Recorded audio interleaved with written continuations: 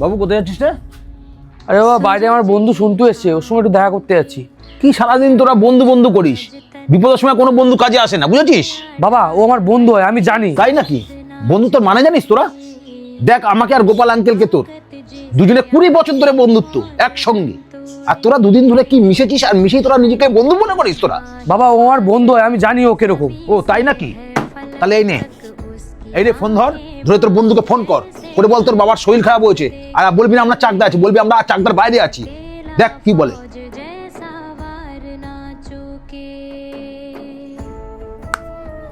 Hello, হ্যাঁ বলছি, বাবার শরীর খারাপ করেছে, একটু আসতে পারবে?